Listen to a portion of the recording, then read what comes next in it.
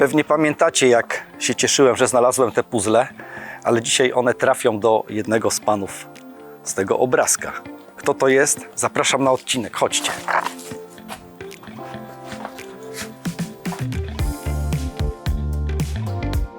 ja sobie gram na gramofonie. Trali tralalala, trali tralalala. Teraz, Sławku, gdzie jesteśmy? Gdzie nas zabrałeś?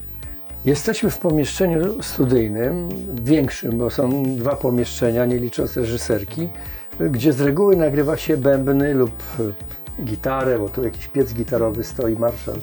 Także pomieszczenie, w którym muzycy się męczą. Natomiast na co dzień to ja trzymam instrumenty w sypialni, a tutaj specjalnie z okazji waszej wizyty zmontowałem mój zestaw koncertowy. Właśnie chciałem o to zapytać, czy to jest ten słynny zestaw koncertowy? Tak, to jest w pakiecie zestaw koncertowy, bardzo szybko go się montuje, wszystko jest przygotowane, skrosowane, tylko trochę wtyczek, tam MIDI, jacków i tak dalej i można grać. I czy ten sprzęt to jest ten sprzęt, który czytałem o nim w książce? Tak, to To jest... są te sprzęty, które jeszcze w latach 80., 90. ściągałeś ze Stanów, z Niemiec? To znaczy tak, konkretnie powiem tak. Akurat nie ma tu najstarszego syntezatora Prophet 5. Tu są dwa młodsze, bo mam 3 sztuki. Ten, który kupiłem w Berlinie Zachodnim mniej więcej w 86 albo 7 roku, stoi akurat w mojej sypialni w tej chwili.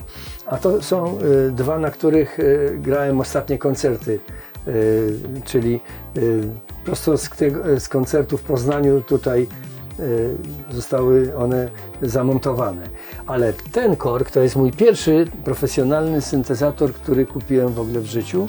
To jest Korg Mini 700S i on cały czas jest w moim użytkowaniu. Mam też oczywiście jeszcze jeden backupowy, tylko on się różni od oryginału tym, że ja tutaj dobudowałem taką część,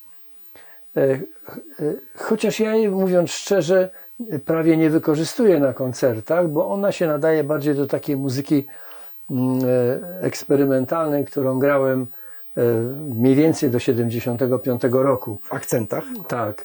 Jeszcze nie miałem tego Korga, ale jak go kupiłem, to zakładałem, że może będę potrzebował tworzyć na nim jakieś dziwne dźwięki, więc sobie tu rozbudowałem o takie dwa przełączniki, takie kółeczko tutaj z potencjometrem i taki potencjometr we wszystkie strony. Ale to jest ten stary Korg, na którym nagrałem Taniec Słońcu, Przytul mnie, Wspomnienia z pleneru. No i oczywiście późniejsze utwory, Słodkiego miłego życia i tak dalej. I on się trzyma dość nieźle, aczkolwiek postanowiłem go teraz w jesienne wieczory i poranki rozebrać i przeprowadzić bardzo taki proces serwisowy, jeśli chodzi o potencjometry, bo już nie dają trochę rady, trzeszczą lub przerywają i przełączniki. Także będę musiał się trochę nad tym natrudzić, bo to jest bardzo skomplikowana sprawa, ile tych styków tam jest w tych przełącznikach. Oni tak jakoś zastosowali bardzo taki skomplikowany system mechaniczny. Mówię oni, producenci Japończycy, ale powinienem dać radę, mam środki chemiczne odpowiednie. A doceniasz sprzęt japoński? To jest twój ulubiony, czy nie? Bardzo go doceniam. Ten instrument jest niesamowity. A audio na przykład? Tak jak słuchasz muzyki, czy słuchałeś kiedyś to Ale czego konkretnie? sprzętu? Mówię o sprzęcie audio. Mam na myśli sprzęt audio. A sprzęt audio. Ja nigdy nie miałem dobrego sprzętu audio w życiu. Poważnie? Tak, nigdy. Ja zawsze, no oczywiście, że nie. Ja zaczynałem w ogóle od gramofonu Bambino, który kupiłem na spółkę z moim kumplem sąsiadem. Po połowie żeśmy się złożyli. I żeśmy sobie ten gramofon przez płot, była siatka, żeśmy go sobie przekazywali na parę dni. Ja oczywiście to było w momencie, gdy byłem w liceum. A potem przeszedłem na taśmowy magnetofon Tonette, tak był produkowany w Polsce. Potem miałem jeszcze taśmowy magnetofon czechosłowacki i skończyłem na kaseciaku Kasprzak czarnym. Na takim klasyku. Tak. I to wszystko. Ja nie miałem żadnego dobrego sprzętu nigdy. No, ale nie było mnie stać, ale musiałem wydawać pieniądze na jakieś tam instrumenty wtedy. Nie? No tak, ty inwestowałeś nie w audio do domu, tylko bardziej w sprzęt koncertowy do pracy. Ale dzisiaj też mnie stać jest na to, żeby sobie kupić sprzęt audio. Ale ja nie, po pierwsze, nie mam czasu słuchać. Po drugie, nie mam pomieszczenia, gdzie miałbym to odsłuchiwać. Dlatego, że co mi po tym sprzęcie audio, że postawię sobie w pokoju, gdzie wszystkie ściany będą tam odbijać, dzwonić, wszystkie elementy wystroju zaczną grać. Szklanki. Także to mi to nie jest potrzebne, ale ja to doceniam, bo znam osoby, które mają bardzo dobry sprzęt, ale one mają czas, żeby słuchać i mają pomieszczenie. No to nie ma sprawy, nie? Ale ja mam zupełnie przyzwoite systemy odsłuchowe do pracy, choć co prawda pracuję najwięcej na słuchawkach, ale mam te monitory bliskiego pola Neumanna, bardzo dobre moim zdaniem. To spełnia te warunki takie odsłuchowe dla Ciebie. A w studiu mamy w ogóle rewelację, mamy system odsłuchowy Lipińskiego, także to jest najwyższa światowa półka. Także referencyjny, że nie można się pomylić, kręcąc gałami, słyszy się wszystkie elementy pasma odpowiednio, co bardzo pomaga przy pracy. Ale ja odkryłem i ostatnie płyty, 2, no może i 3 robiłem głównie na słuchawkach. Na dobrych słuchawkach po prostu. I nie popełniłem większych błędów, że realizator dźwięku mógł bez problemu zmiksować cały materiał. A zbierałeś kiedyś muzykę na nośnikach? Na przykład na płytach winylowych, na kasetach, na CD-kach? Na kasetach. Mam cały taki kontener, tak jak do warzyw, jak w warzywniaku, kaset, na których jest niezliczona ilość amerykańskiej muzyki z lat 80., no i trochę też z 90. i z 70. Właściwie wszystko, co wtedy było w muzyce takiego znaczącego, jest na tych kasetach. Nie były to kasety kupowane, tylko niestety kopiowane. No w tamtych czasach w PRL-u to nie było innej możliwości, żeby stać było na kupowanie kaset, które były wydawane, prawda? No właśnie, to jest też interesujące pewnie dla moich widzów, że artyści w PRL-u mieli regulowane stawki, tak? Ty nie byłeś milionerem w PRL-u jeszcze. No, absolutnie. To, że stało się w kolejkach po twoje płyty do księgarni muzycznej, nie świadczyło o tym, że przekładało się na zarobki twoje. Absolutnie. No, można powiedzieć tak, że finansowo ratowały muzyków polskich wyjazdy zagraniczne przez przebicie waluty do złotówki, jakiejkolwiek waluty, dolara, marki ówczesnej, czy innych walut, czy nawet wschodnich. Także, żeby mieć pieniądze na instrumenty i na życie, to trzeba było się mocno napracować. Ja właśnie czytałem twoje wspomnienia, wywiad rzekę z tobą i właśnie tam wspominasz, że jak wszyscy kupowali gdzieś na wyjazdach zagranicznych ciuchy, gadżety, to ty raczej wszystko do domu i inwestycja w sprzęt, w siebie, tak naprawdę swój zawód. To ja postawiłem wszystko na jedną kartę, dlatego że jeżeli chciałem robić muzykę, która jest kosztowna, bo ona wymaga posiadania własnego instrumentarium. No, muzyk poważny, jak chce, klasyczny, jak chce mieć instrument najwyższej jakości, to też musi kupować z reguły. Czasami bogatsze orkiestry to mają oczywiście tam na stanie dobre instrumenty. Nie wiem, jakieś dzisiaj, to nie będę tam rozpatrywał, ale wtedy, żeby grać tą muzykę taką elektroniczną, to były bardzo duże pieniądze. Nie? I Chyba było, pamiętam w książce, że porównywałeś to do równowartości jakiegoś samochodu, że miałeś wybór kupić samochód albo klawisze. to znaczy, to wyglądało tak, że pamiętam, że samochód, taki mały samochód japoński w Berlinie Zachodnim kosztował no, niewiele więcej, może 20-30% więcej niż Prophet 5. A ty wybrałeś? No, ja kupiłem i tak pierwszego Propheta z drugiej ręki.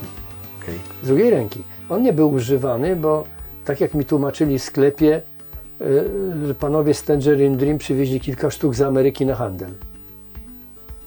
Kupili tam, czy może dostali od producenta, nie wiem, i wstawili do sklepu. I udało mi się go kupić tam mniej więcej 2-3 tysiące marek taniej niż cena nowego. Zresztą chyba wtedy nowych nie mieli w sklepie, bo to była świeżynka i te Prophety się rozchodziły błyskawicznie. Z tym, że ja trochę tutaj przekręciłem, bo to był drugi mój Prophet, bo pierwszy autentycznie używany, tylko pierwsza rewizja, on miał problemy, rozstrajał się bardzo. To ja go kupiłem w jakimś serwisie w Niemczech i musiałem jechać gdzieś daleko, prawie pod Monachium. Po prostu ktoś zrezygnował i on był tam do kupienia. Ale miałem takie z nim kłopoty. Zresztą później te kłopoty zostały opanowane, ale już ja kupiłem tą najnowszą, to była wtedy trzecia rewizja, taka już dopracowana. I po prostu ta trzecia, no to wszystkie są ta trzecia. No ona po prostu jest najlepsza pod każdym względem. Chciałem cię zapytać, bo zauważyłem, że każdy klawisz charakteryzuje się flagą Polski. Każdy nie, to akurat przypadek. Akurat te dwa. Te dwa. Tak, Zwróciłem na to uwagę. Kocham swoją ojczyznę i jak szczególnie gdzieś wyjeżdżałem na koncerty, to zawsze, szczególnie w ostatnich latach, bo byliśmy w Niemczech, w Norwegii. Co prawda graliśmy tam głównie do Polonii, ale taki znaczek jest dla mnie ważny. O. Sławek mówi, że nie zbiera płyt winylowych, ale najnowsze wydawnictwo jest na winylu. Nawet na podwójnym chyba. Tak, podwójny. Podwójny, piękny winyl. I co, też powstała ta płyta? Oczywiście. Na tym, co tutaj widzowie widzą? Dokładnie. Prophet 5, Mini Korg, sampler ASR10, vocoder MS2000, tutaj widać go? Może kamera zajrzy do vocodera, bo to jest wersja jego koncertowa, bez klawiatury i ona jest tutaj w szufladzie takiej wysuwana, bo ja nie potrzebuję tam w trakcie koncertu za wiele już zmieniać. Oprócz tego oczywiście korzystam z całej szerokiej biblioteki brzmień Ensonika, czyli kiedyś producenta tych samplerów ASR10 i firmy Akai. Ale to też fajna firma Akai. Tak, dominujące brzmienia takie syntezatorowe, to wszystkie wykręcam na tym. Żeby było śmiesznie, to nawet perkusyjne brzmienia, czyli różnego rodzaju takie szumowe, z takim mocnym atakiem, jakieś najazdy, jakieś właśnie crescenda. To wszystko robię tutaj gałeczkami na tych instrumentach. One mają ogromne możliwości. To jest kwestia tylko, że trzeba trochę pobawić. Czyli tak jak w przypadku audio, miłośników audio, którzy oglądają mój kanał, to ty na przykład zauważyłem, lubisz jednak No głównie analogowe tak. instrumenty. Głównie analogowe. Ja w ogóle nie używam wtyczek instrumentalnych. No to nie jest mi to potrzebne, dlatego że bo tutaj jeszcze jest jedna sprawa. Te instrumenty są trochę poprzerabiane i mam 2 pedały do każdego z nich. Do tego też mogą być pedały, ale tutaj one nie są podłączone, bo na koncertach ten instrument jest jednocześnie klawiaturą MIDI do samplera. Okej.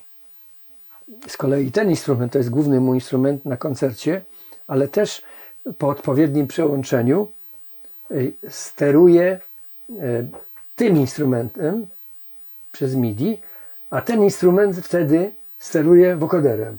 Także to są takie powiązania skomplikowane, to dla nic nie mówię to, co opowiadam, ale te instrumenty są poprzerabiane po to, żebym mógł w czasie rzeczywistym, kiedy gram, radykalnie wpływać na pewne sprawy artykulacyjne, modulacyjne, żeby to nie było takie granie na martwych barwach, gdzie jest jakaś barwa numer 5 i to wszędzie, czy tu uderzę, czy tu, to wyżej, niżej, ale to jest to wszystko to samo i nic z tego nie wynika, takie martwe. Dla mnie instrument musi być instrumentem żywym, żeby każda nuta mogła poza swoim zasadniczym brzmieniem mieć jakąś drobną różnicę, mieć na to wpływ. No tak jak w naturalnych instrumentach, albo nawet w gitarze elektrycznej, prawda? Gitarzysta artykulując, zawsze ta struna identycznie nie zabrzmi, coś tam zabrzęczy inaczej. I to chodzi o to, żeby te instrumenty były żywe. Wspominałeś o tym, że jeden z twoich instrumentów jest od zespołu Tangerine Dream, tak? Znaczy, oni to ponoć wstawili w komis. Okej, dlatego chciałem cię zapytać, czy masz jakichś ulubionych artystów, na których się wychowywałeś? No cała Co cię kształtowało muzycznie? Cała plejada była, jak byłem młodym muzykiem, no to każdy młody muzyk jest zafascynowany różnego rodzaju już tymi uznanymi twórcami. Ja zaczynałem od tego, że byłem fanem zespołu The Animals i organisty Alana Price'a. No ale to takie zamierzchłe dzieje, że dzisiaj opowiadać o tym, to już nawet nikt może nie kojarzyć, ale potem przez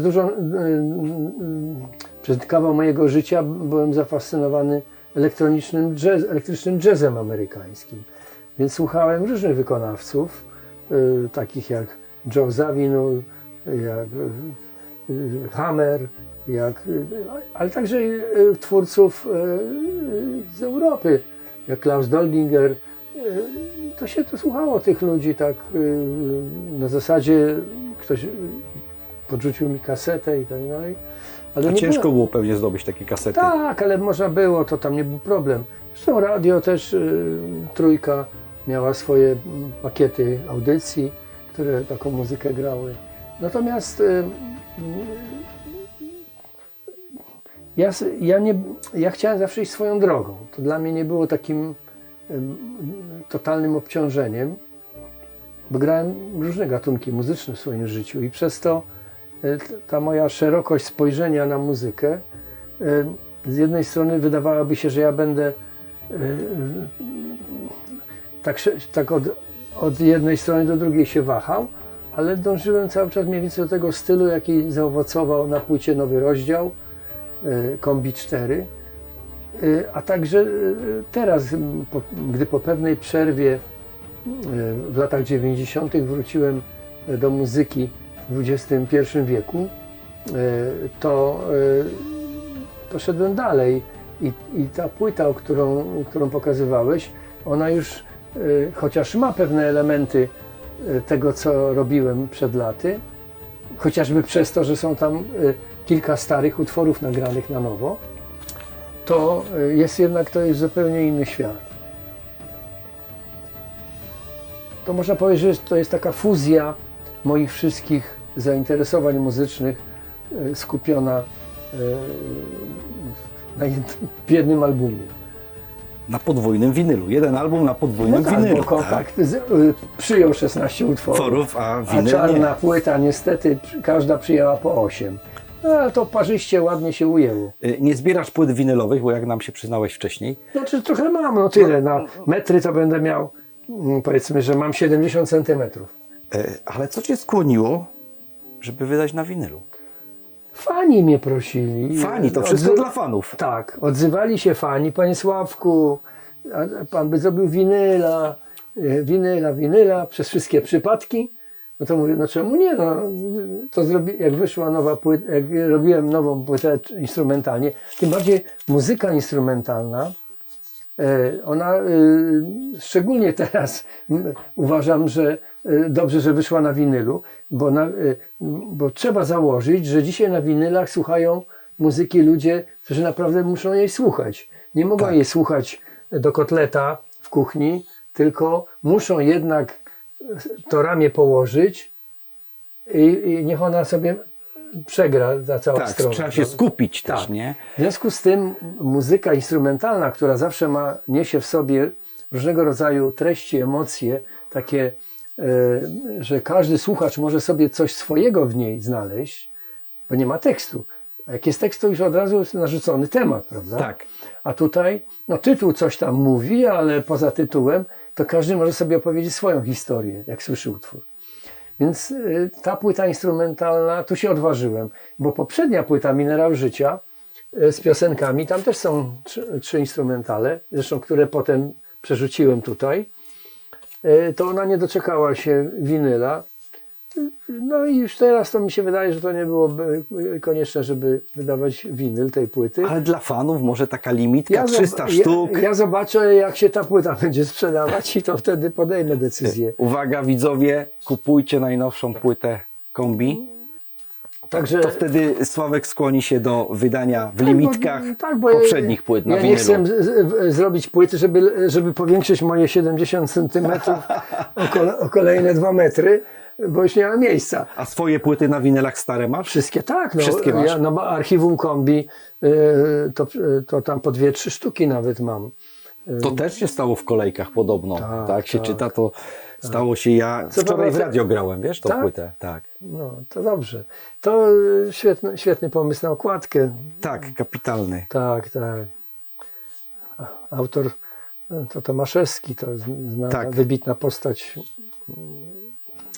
fotograf i artysta.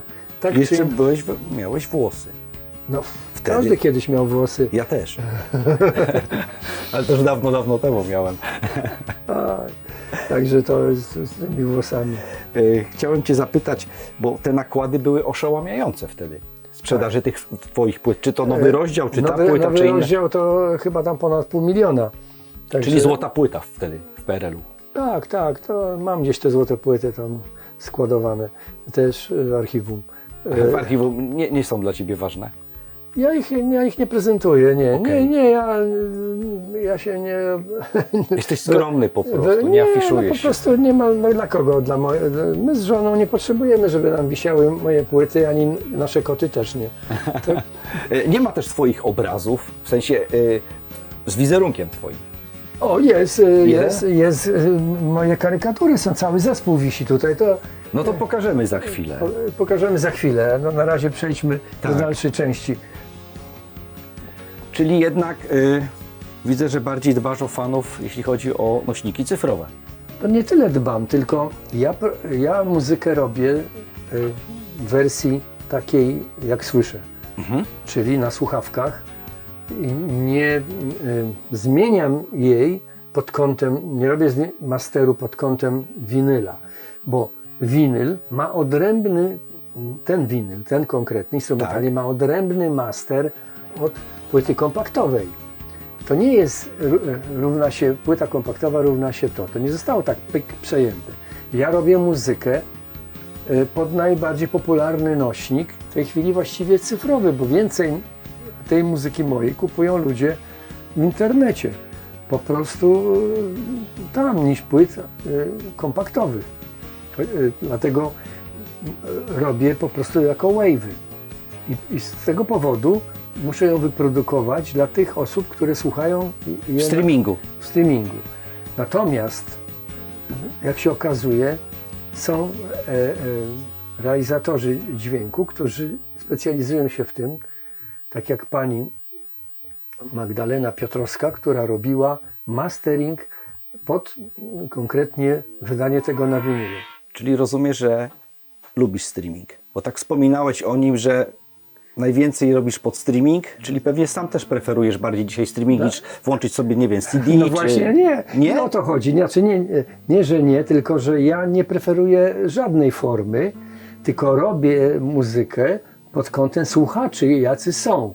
Nie mogę robić muzyki pod słuchaczy, na przykład, którzy chcą słuchać dzisiaj na kasetach magnetofonowych, bo to jest jakiś określony, tylko tych, którzy najwięcej słuchają muzyki. To rynek dyktuje, a nie moje gusty, czyli jeżeli, nie moje gusta, jeżeli głównie, a poza tym to nawet praktyka, bo to jak ja bym miał tą muzykę robić, jeżeli ja ją słucham na bardzo dobrych słuchawkach, naprawdę, na bardzo dobrych słuchawkach. Pokażemy je. Tu ich nie mam. Ale Ale mam dobre słuchawki, też bardzo dobre. Na nich też można słuchać, proszę bardzo. no właśnie. DT770 Pro Bayer. Jeżeli słucham muzyki na dobrych słuchawkach, to siłą rzeczy jakby jej obraz jest pod niej robiony, prawda? I to jest dla mnie wyznacznikiem brzmienia. A to jest równoznaczne z tym, że jako wave będzie mniej więcej brzmiał podobnie po dalszej obróbce, po miksie, masterowaniu i tak dalej. I oczywiście, że nawet realizator dźwięku robi odrębny miks dla streamingu, mix i master, lekko odrębny miks dla streamingu i odrębny master Na CD. i mix dla CD. No i jeszcze inny na winyl, to o ale którym ja już to nie wspominałeś. wnikam. On z tym moim materiałem, jako człowiek właśnie, który się tym zajmuje, to odpowiednio robi dla słuchaczy, żeby wszyscy słuchacze, którzy słuchają na każdym nośniku, mieli jak najlepszy obraz tego, co ja tu powymyślałem i nagrałem. A sam preferujesz? Nie mam żadnych preferencji. Żadnych. Żadnych. Nie mam preferencji, bo ja słucham muzyki na tym dokładnie, na czym gram. Czyli na tych słuchawkach. Tak, na tych słuchawkach, czy akurat nie na tych, ale podobnych, dobrych słuchawkach. I ja muzyki, jeżeli muszę posłuchać muzykę z jakiegoś powodu, muzykę właśnie z internetu, to jestem w komputerze i nakładam te same słuchawki. Czyli nie słucham muzyki w innych formach, prawda? Bo nie mogę powiedzieć, że słucham muzyki, jeżeli jest radio w kuchni i jako przerywnik w programie jakimś ktoś puszcza utwór jakiś, kogokolwiek, prawda? To jest muzyka tak zwana do windy, czyli muzyka, że w tym czasie mogę posmarować sobie chleb masłem i nie zajmuję się tą muzyką. Żeby muzyki posłuchać tak jak należy, to muszę się zamknąć w swoim świecie, czyli nałożyć słuchawki. Ale nie mam, tak jak powiedziałem wcześniej, nie mam jakiegoś systemu audio, w którym bym usiadł sobie w fotelu, zrobił kawkę i sobie popijał i słuchał. Nie dlatego, że nie mogę sobie kupić, tylko nie kupuję dlatego, że nie miałbym czasu siedzieć i słuchać. Nie mam A jak czasu. jeździsz autem, słuchasz muzyki? Nie. Czy nie? Też Nie, nie, w bo to ogóle. jest ta muzyka do windy według Ciebie. Nie, to znaczy czasem przypadkowo coś tam sobie włączę, ale raczej lubię jeździć w ciszy, żeby słyszeć, co się dzieje wokół, żeby mnie to nie zajmowało uwagi. Tym bardziej, że jestem już bardzo doświadczonym i starym kierowcą. Już ponad pół wieku mam prawo jazdy i rzecz jest w tym, że moje możliwości psychofizyczne już są słabsze niż młodego człowieka i nie powinienem sobie rozpraszać uwagi jeszcze na słuchanie muzyki. Poza tym ja nie mam już, nie wiem może z czego to wynika, ale ja nie mam takich potrzeb, żeby dzisiaj słuchać za wiele muzyki. A czasem w pociągu to zakładam sobie takie zwykłe słuchawki, ale nie złe do mojego smartfona. Przemiatam tam sobie internet i czasami coś sięgam po jakąś muzykę współczesną, nie wiedząc nawet kto gra. Bo mam taki patent, że wbijam sobie Electronic Music 2025. Hasłem po prostu. Hasłem, tak. I co mi wywali, czy pokaże, to słucham. Na kogo popadnie, na tego Benz. I to jest najlepsze. Nie znam nazwiska, czasami to są wielkie gwiazdy, bo Grammy dostają. Czasami jakieś zupełnie totalne, niszowe wykonania jakichś muzyków, których nigdy świat może nie usłyszy w szerszym zakresie. I słucham wtedy i jak mnie coś ciekawi, to zostaję przy tym, a jak widzę, że tam jak się coś tam mędzi, nie mędzi, to szukam następnego. I po prostu w ten sposób, zresztą ja kiedyś podobnie słuchałem, bo ja mówiąc o tych kasetach, to ja nigdy nie pamiętałem nazwisk, składów zespołu, jak się nazywa wokalista, czy ktoś. W ogóle mnie to nie interesowało. Bo to było bo ja nie mam natury takiego dziennikarza muzycznego, nie? Który powinien z racji swojego zawodu przede wszystkim wiedzieć wszystkie nazwiska wszystkich ludzi, kiedy grał, od kiedy do kiedy i ile płyt wydał i nie wiadomo co. Mnie to nie interesowało. Ja słuchałem na zasadzie, leci muzyka, o, mi się podoba, fajnie grają. O, dobrze, ciekawie, nie? Czyli dzieliłeś dobra lub zła muzyka. Znaczy, może nie dobra, zła, tylko taka, która niosła w sobie, według mnie oczywiście, jakieś emocje, przesłanie muzyczne oczywiście. Nie mówię o tekstach, dlatego że ja zdecydowanie preferuję muzykę nad tekstem. Mimo że robię piosenki. I nawet napisałem w życiu 3 teksty. No. Takie przypadki są. To ja jeszcze chcę Cię zapytać właśnie o kasety magnetofonowe, bo to już jest chyba też rzadkość. Tak. To jest chyba 85 albo 6. Jedyne instrumentalne wydawnictwo kombiowe, które aż do tej pory, do płyty instrumentalnie, a właściwie płyta instrumentalnie jest pierwszą płytą na nośniku kompaktowym i winylowym, bo to była kaseta i tu tylko zmieściło się raptem moje 4, 5, 6, 8 kawałków. Czyli Ona chyba też wyszła w różnych kolorach, jak pamiętam dobrze. ale to dlatego wyszła w różnych kolorach, że fabryka nie miała w jednym kolorze kaset, pudełek. A, to teraz się to rozwiązało, bo nie, rynek bo- kolekcjonerski jest taki, że ludzie szukają, wiesz, w różnych kolorach. No oczywiście, że PRL brakowało wszystkiego i na pewno mogę się założyć, że tak było. A nie dlatego, że wtedy, bo my teraz myślimy produkcyjnie dzisiaj, nie? Że, Marketingowo, o, tu, tak. Płyta biała, czarno-biała, tu czerwień, tego.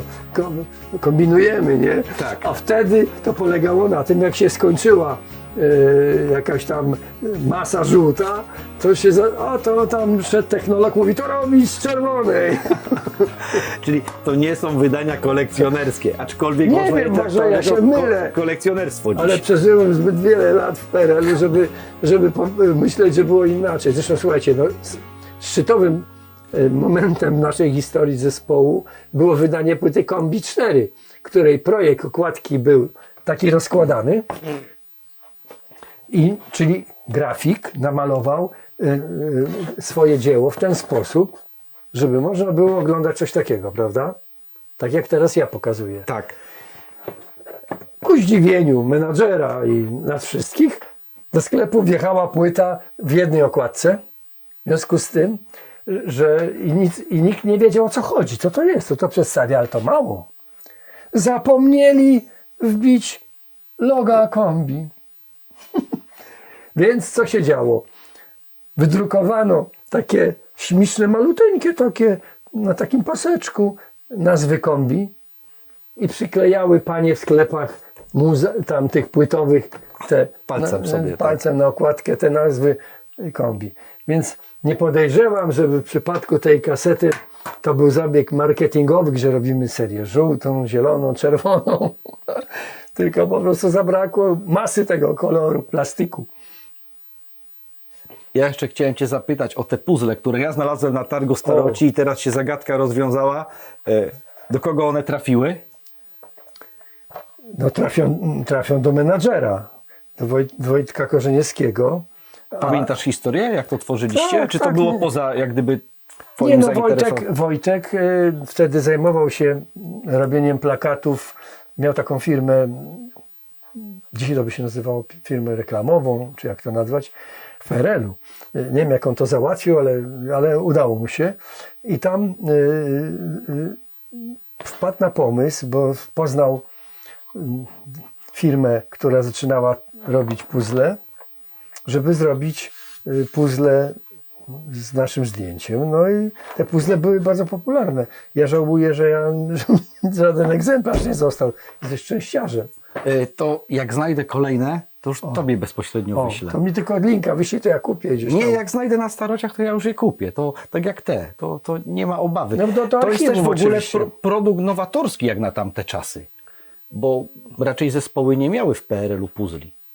No raczej nie, to Wojtek ma zawsze ciekawe pomysły. No takie kilka kroków do przodu marketingowych, nie jak na tamte czasy. Tak.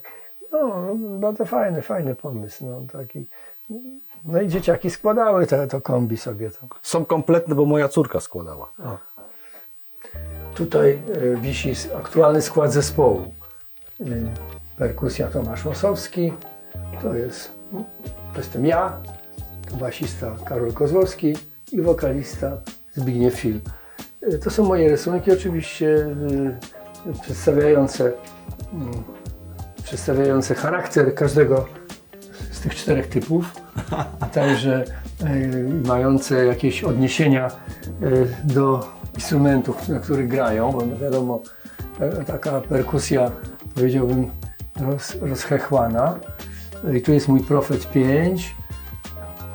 Tu kolega Karol ma w nosie klucze do naciągania strun basowych, na nosie, tak jak widać, prawda? I te 4 struny tutaj idą. No a wokalista, wiadomo, mikrofon i wszelkiego rodzaju atuty. Skrzydła musi mieć, tak, żeby się dobrze poruszał na scenie. Także to wszystko jest. To jest twoja pasja od dziecka, rysowanie. Tak, ja mam rysunki. Zresztą tutaj jak chodzimy u ciebie po domu, to wszędzie widać, że jest pełno sztuki. No bo ojciec był artystą rzeźbiarzem, ale także malował. A nawet tam jest taki miedziany talerz wiszący z takim żółwiem. To też ojca dzieło. No i te obrazy i rzeźby są, jak się obrócimy, to tam magazyn rzeźb drewnianych akurat. Kamienne tam widzieliście pewnie przed domem. Tak, przed domem. No to tego dorobku ojca tu cały dom jest nasycony, także w studiu są rzeźby ojca, także, bo trzeba je gdzieś trzymać, bo to jest duża Nic nie sprzedałeś po prostu. Ja tym nie handluję, nie. To jest domowa po prostu pamiątka. W galeriach są jakieś tam ojca rzeźby, bo tam ludzie różni, którzy czy dostali w prezencie, czy kupili, no to potem to życie tych rzeźb tam się przejawiało jakoś, ale ja osobiście nie miałem takiej potrzeby, żeby gdzieś tam oddawać do galerii. Ty tylko rysowałeś całe życie. Ja rysuję i muszę przechować ten dorobek ojca. A mnie też zaskoczyło, jak czytałem właśnie książkę, wywiad z Rzekę, książkę z tobą, to, że nawet w takich chwilach zdenerwowania, jak utknęliście gdzieś w Rosji na trasie koncertowej, to opisywałeś, że ekipa, inni muzycy, nie tylko z kombi, chodzili, nie wiem, pili, bawili się, a ty rysowałeś albo lutowałeś sprzęt, naprawiałeś. No, Że to ci wyciszało. Znaczy nie, no lutowanie to mnie nie wycisza, raczej wkurza, bo to znaczy coś jest zepsute. Ale w książce to zabrzmiało, że to cię wyciszało. Że ty się oddawałeś lutowaniu albo rysowaniu. Rysowanie tak, ale ja przede wszystkim też akurat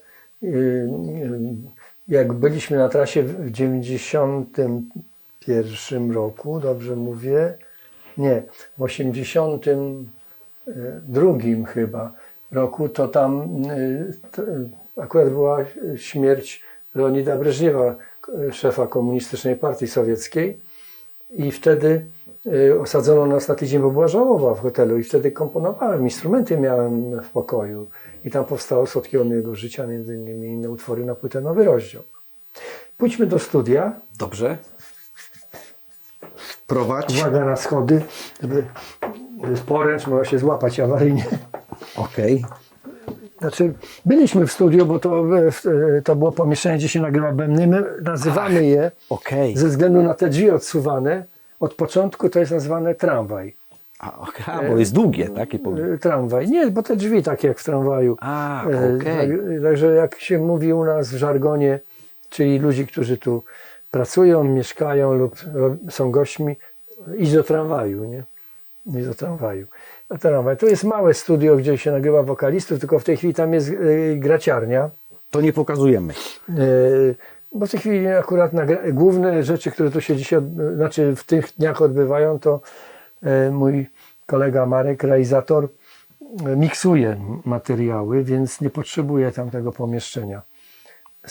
Stąd i to jego królestwo, więc te wszystkie laleczki i gadżety to są jego przyjaciele, którzy go wspomagają w trudzie miksowania muzyki. A to mamy wspominane monitory odsłuchowe Lipińskiego. Czyli te, na których słuchasz muzyki. Nie, ja nie słucham, realizator dźwięku. Realizator, ale też wspominałeś wcześniej nam, że A to nie, to ja mam u siebie w sypialni w Neumanny, sypialni. takie bliskie Opola. okej. Neumanny. No to mam to też taki zestaw starych, zabytkowych monitorów JBL-a. To z lat chyba 70. jeszcze, albo początku 80. I gramofon się znalazł. A to jest gramofon, tak, ale to jest raczej niedziałający. Jako gadżet to jest chyba ostatnia produkcja polskiej fabryki gramofonów. Fonika chyba, tak? Jak dobrze widzę. Tak. Tylko powiem historię z tym gramofonem. Marek, który jest fanem płyt gramofonowych i ma znakomity jakiś tam gramofon, nie wiem jakiej nazwy, ale jakiś taki, no po prostu gramofon kosmiczny. Ja jak zleciłem na wytłoczenie płyty winylowej, mówię: Marek, ja mam w kartonie kupiony gdzieś tam 20-30 lat temu polski gramofon. Ty go zrób, żeby on zadziałał, bo przecież jak ja wytłoczę płytę, to żebym sobie posłuchał. No i Marek, ja go przyniosłem, ale Marek stwierdził jednak, mówi: wie pan co, nie da rady. No i nie mam na czym słuchać. To może ktoś z moich widzów. Nie, ja dziękuję. Dziękuję, że Ja nie będę miał nawet czasu. Czasu. Nie, ja to sobie posłucham, bo Marek powiedział, że przywiezie swój gramofon do studia. Siądziemy.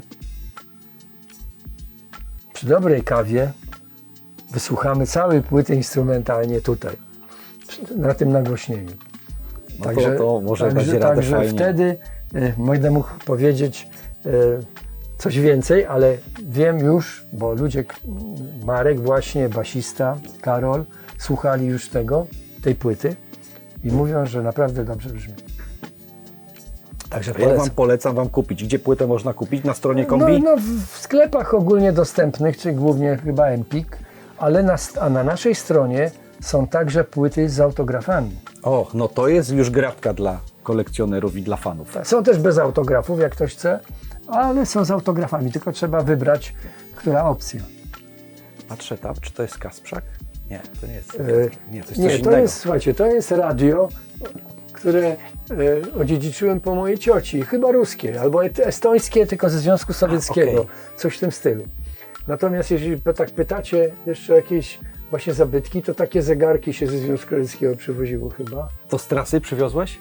Ja nie pamiętam, nie, to też Nie. jest odziedziczony, bo moja rodzina miała szerokie kontakty, ponieważ na Litwie została duża część rodziny po wojnie. I te ciotki różne przyjeżdżały do mojej mamy i przywoziły różne rzeczy, więc to nie było przywiezione przeze mnie, tylko prawdopodobnie przez moją ciocię, która zostawiła u mojej mamy. No a ja z kolei to przejąłem, no bo jak mama zmarła, no to trzeba było różne rzeczy zabrać i zabezpieczyć jako pamiątkowe, nie? Tutaj Ja tak patrzę jeszcze na te półki z nagrodami dla ciebie, z wyróżnieniami i zastanawia mnie Lord Vader. a Lord Vader, no to Marka, bo Marek jest fanem. Znaczy, ja też lubię Gwiezdne Wojny, Okej. ale Marek tu ma jeszcze więcej takich różnych zabawek z tego cyklu filmowego. Ja w tej chwili ich nie kojarzę, gdzie on je powkładał. O, jest tam jeszcze drugi Lord Vader, tam, ta kokaczka. A jest faktycznie, tak. Ja myślałem, że to że nagroda na przykład od Lucasa. Nie, to są tylko nagrody. 84 rok Opole, Słodkiego Miłego Życia, prawda? Wygrany festiwal. Potem wygrany festiwal na piosenkę w Opolu w 18 roku, piosenkę na mundial, co wtedy nasza drużyna tak pięknie przerżnęła. Pamiętam. No i są różne inne nagrody, które mi tam przyznawano przez Ministerstwo Kultury, przez telewizję, przez przez SAF, przez różne tam jakieś inne instytucje oraz kolegów, muzyków. Znaczy muzyka jednego to jest nagroda, ale nie będę mówił jaka, bo to nie wypada. A tutaj jeszcze jakieś te płyty widziałem, że tutaj gdzieś coś jest. Płyty, a to są kompakty.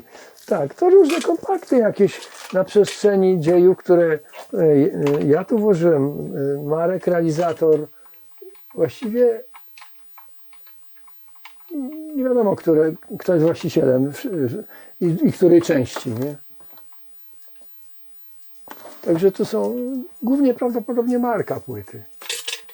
Nie wiem, czy to są jakieś moje, bo tam gdzieś mam w archiwum kasety zespołów, które tutaj swoje wtedy kasety w 10 latach Nagrywały. wydawali na kasetach. A kto taki nagrywał u ciebie? Możesz zdradzić?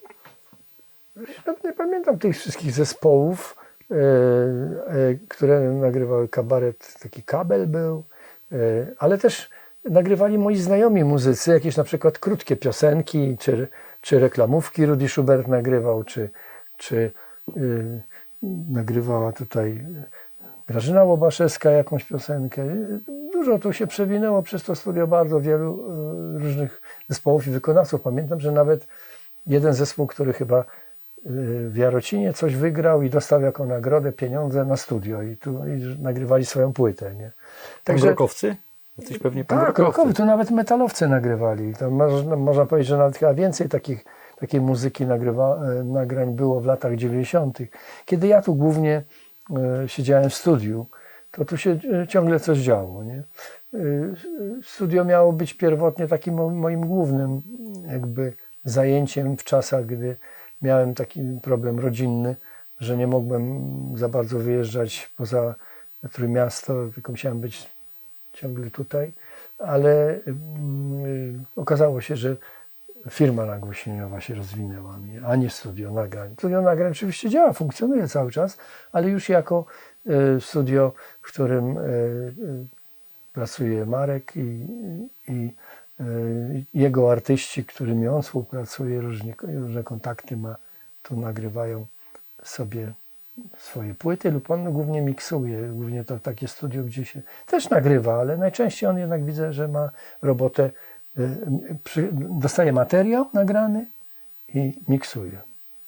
Skoro mówimy o moich rysunkach, to niedawno siłami woli mojego menadżera Wojtka, którego pozdrawiamy. Wojciecha Korzeniewskiego wydaliśmy taki album, zresztą jest dostępny na naszej stronie też o moim rysowaniu. I to są na przykład też reprodukcje moich rysunków z okresu dzieciństwa. To nie tylko z czasów współczesnych, które są swego rodzaju kroniką. Takim byłem galem anonimem ówczesnej epoki, traktorowej, konnej i tak dalej. Tutaj pokażę Wam na przykład takie charakterystyczne parowóz jakiś, prawda? Ja mieszkałem blisko kolei, z okien oglądałem rampę kolejową, tam ciągle się przeładowywało różne towary, więc można było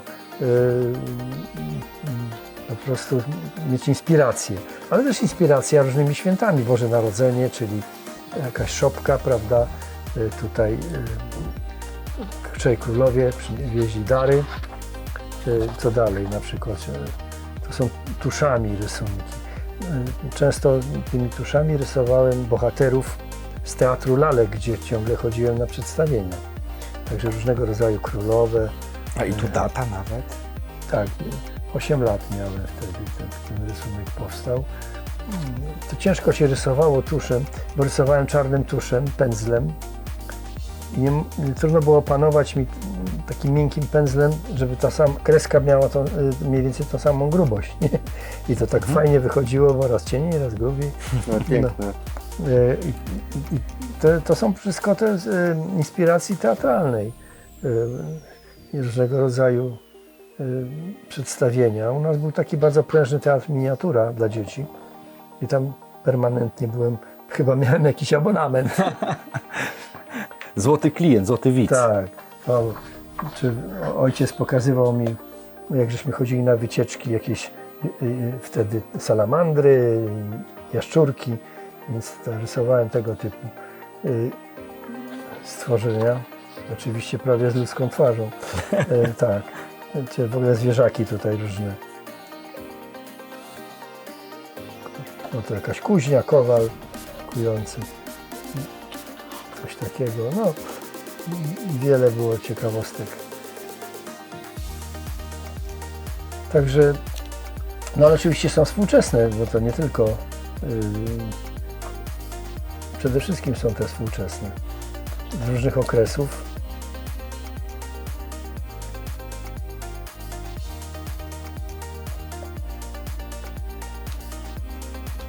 Także ciekawy taki album. Do Zgrupowany nabycia na stronie. przekrój mojej twórczości rysunkowej. Ale do nabycia na stronie można kupić, Tak, jest w sklepiku, tak.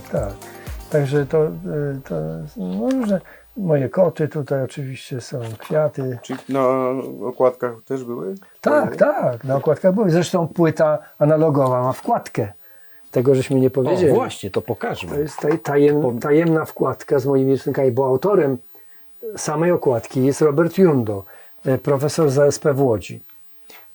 Znakomita moim zdaniem okładka i tu jego grafiki są, to są jego grafiki, które są też oczywiście w okładce kompaktowej, ale w środku jest wkładka i jest taki zestaw charakterystycznych rysunków związanych tutaj z paniami. To są różne po prostu kobiety narysowane przeze mnie, czyli płeć żeńska, a tutaj są różnego rodzaju inne, powiedziałbym, rysunki przedstawiające różne rzeczy. Na przykład to jest Manhattan, Nowy Jork, narysowany właśnie wtedy, jak byłem w latach 80. w Nowym Jorku. Ale jest też taka baletnica, prawda? Czy to są rysunki, które na przykład są na moich niektórych koszulkach nadrukowane, albo na koszulkach, nie wiem, czy to nie jest rysunek, który jest gdzieś u jednego z muzyków też, bo my na koncertach mamy taki charakterystyczny taki ubiór, że koledzy mają na swoich ubraniach jakiś przeze mnie narysowany rysunek, na czarnych ubraniach biały rysunek. No taki pomysł, żebyśmy mieli jakąś identyfikację. Także wkładka. Autorska. Tak, wkładka autorska. Ja z premedytacją nie chciałem robić projektu samej okładki, i wysłałem do Roberta, autora, płytę w wersji MP3, żeby sobie posłuchał, żeby właśnie ktoś inny, zainspirowany tym, co słyszy, zrobił ten projekt. Bo ja bym mógł pójść w jakieś takie strony bardzo osobiste, a to jest zawsze inne spojrzenie. Nie? No i mi się wydaje, że on utrafił w sedno. Kochani, jeśli chcecie więcej dowiedzieć się ciekawostek o zespole Kombi, to ja Wam polecam książkę Prawdziwa historia słodkiego, miłego życia autorstwa Twojego i Twojego menadżera Wojtka, którego dzisiaj akurat z nami nie ma. Tu są naprawdę fajne smaczki, można się dowiedzieć wiele ciekawostek o zespole, anegdotek. Tak. I obalonych jest też wiele mitów na temat zespołu. Tak, oczywiście historia poszła do przodu, bo to zakończyliśmy gdzieś tam w roku, no dobrych parę lat temu. Ale te najstarsze lata są dość dobrze opisane. Na przykład, że historie, jak byłem przemytnikiem, albo inne. Tego specjalnie nie poruszaliśmy w dzisiejszym odcinku, żebyście przeczytali to, bo to się czyta po prostu jak fantastyczną opowieść. Ja to zrobiłem w 2 wieczory. Zrobiłbym szybciej, ale zrobiłem w 2 wieczory. Bardzo przyjemnie się to czytało, płynąłem po prostu. Moim gościem w dzisiejszym odcinku był Sławomir Łosowski. Legenda. Ja oczywiście apeluję do Was o subskrypcję kanału i oczywiście piszcie komentarze, kogo chcielibyście zobaczyć w kolejnych odcinkach. Sławku, bardzo dziękuję Ci za poświęcony czas. Dziękuję również. To naprawdę dla mnie wielki zaszczyt przyjechać, gościć u Ciebie w domu i nagrywać z Tobą. Nawet Was nie poczęstowałem kawą ani wodą. Zaraz musimy nadrobić zaległości. Weszliśmy, zaczęliśmy pracować, rozmawiać Oczywiście za kamerą jest pijany operator, który nie pije, Maciek. Pomachaj widzom. Trzymajcie się do następnego odcinka. Cześć.